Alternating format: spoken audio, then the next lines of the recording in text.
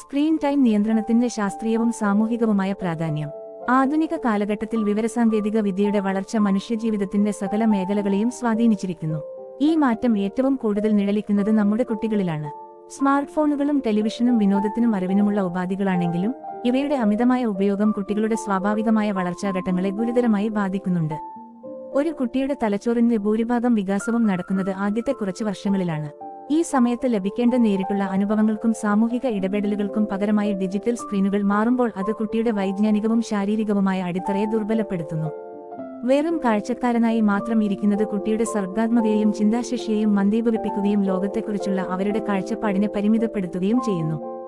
ശാസ്ത്രീയമായി വിശകലനം ചെയ്യുമ്പോൾ സ്ക്രീനുകളിൽ നിന്നുള്ള അമിതമായ സ്റ്റിമുലേഷൻ കുട്ടികളുടെ തലച്ചോറിലെ രാസപ്രവർത്തനങ്ങളിൽ വലിയ മാറ്റങ്ങൾ വരുത്തുന്നുണ്ട്.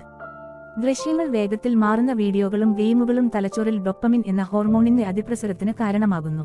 ഇത് ചെറിയ പ്രായത്തിൽ തന്നെ കുട്ടികളിൽ ഒരു തരം ഡിജിറ്റൽ അടിമത്തമുണ്ടാക്കുകയും സ്ക്രീനില്ലാത്ത അവസ്ഥയിൽ അവർക്ക് അമിതമായ ദേഷ്യവും നിരാശയും അനുഭവപ്പെടാൻ ഇടയാക്കുകയും ചെയ്യുന്നു.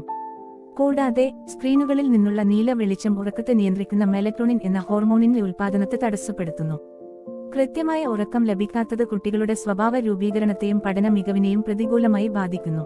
ശാരീരികമായി നോക്കിയാൽ ഓടിക്കളിക്കേണ്ട പ്രായത്തിൽ മണിക്കൂറുകളോളം ഒരേയിടത്ത് ഇരിക്കുന്നത് അമിതവണ്ണത്തിലേക്കും കാഴ്ച വൈകല്യങ്ങളിലേക്കും നയിക്കുന്നു എന്നത് ഗൗരവതരമായ വസ്തുതയാണ്. ഈയൊരു സാഹചര്യത്തിൽ രക്ഷിതാക്കളുടെ പങ്ക് നിർണായകമാണ്.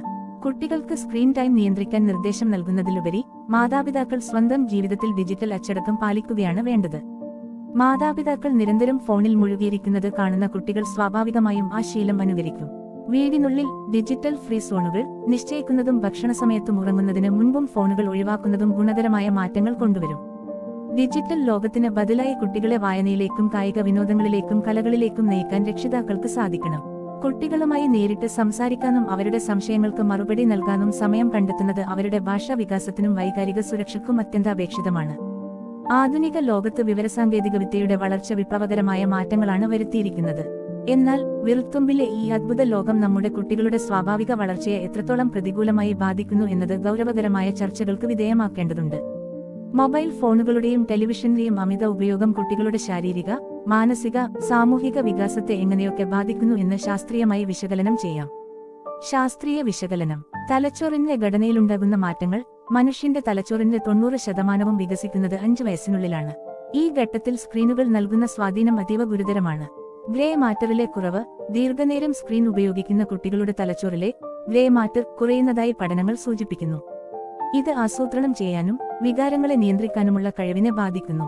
ഭാഷാ വികാസം. സംസാരശേഷി വികസിക്കേണ്ട പ്രായത്തിൽ കുട്ടികൾ സ്ക്രീനിൽ മാത്രം നോക്കിയിരിക്കുന്നത് മറ്റുള്ളവരുമായുള്ള ആശയവിനിമയം ഇല്ലാതാക്കുന്നു. ഇത് വെർബൽ ഇന്റലിജൻസ് കുറയാൻ കാരണമാകുന്നു.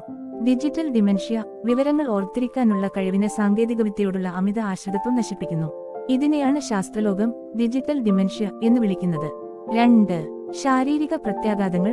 സ്ക്രീൻ ഉപയോഗം കുട്ടികളെ ഒരു പ്രത്യേക സ്ഥലത്ത് തളച്ചിടുന്നു. ഇതിന്റെ ഫലങ്ങൾ താഴെ പറയുന്നവയാണ്. മെറ്റബോളിസം കുറയുന്നു. ശാരീരിക അധ്വാനം ഇല്ലാത്തതിനാൽ കുട്ടികളിൽ ടൈപ്പ് 2, പ്രമേഹം, അമിതവണ്ണം എന്നിവ വർദ്ധിക്കുന്നു. ഉറക്കമില്ലായ്മ അഥവാ സ്ലീപ്പ് ഡെപ്രിവേഷൻ. നീല വെളിച്ചം കണ്ണിലെ റെറ്റിനയിൽ പതിക്കുമ്പോൾ മെലറ്റോണിൻ എന്ന ഉറക്ക ഹോർമോൺ ഉത്പാദനം നിലക്കുന്നു. ഇത് കുട്ടികളിൽ വിട്ടുമാറാത്ത ക്ഷീണത്തിനും അസ്വസ്ഥതയ്ക്കും കാരണമാകുന്നു.